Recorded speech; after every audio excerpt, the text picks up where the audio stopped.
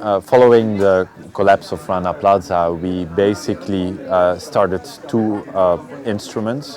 One is the Bangladesh Accord, which is a binding contractual agreement with unions and brands on specifically fire and building safety, and also holding then brands accountable on their commitments that are in that accord to make those factories safe factories.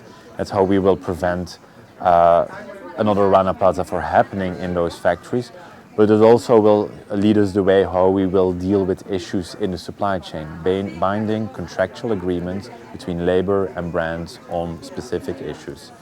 On the other hand, we also want to make sure that the people who survived Rana Plaza, as well as the people who have somebody dead in Rana Plaza, receive fair and just compensation, rights-based compensation, no charity, but compensation based on rules who are for everybody the same. I will give, according to each situation, other outcomes, but that everybody has the same approach to compensation.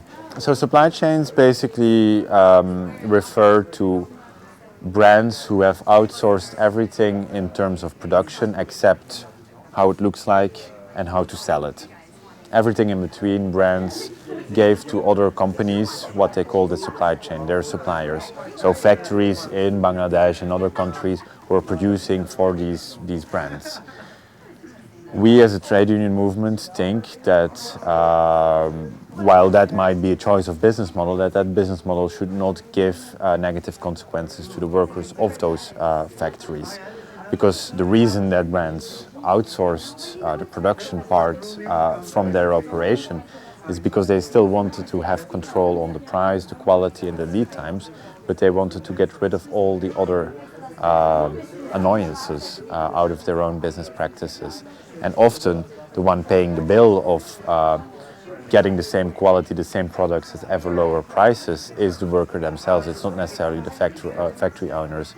And we think that needs to stop. We think that needs to that curve needs to buck, and that we can get again a transition in this apparel industry to make the workers in factories, in supply chains, have decent work, and enjoy full labor rights.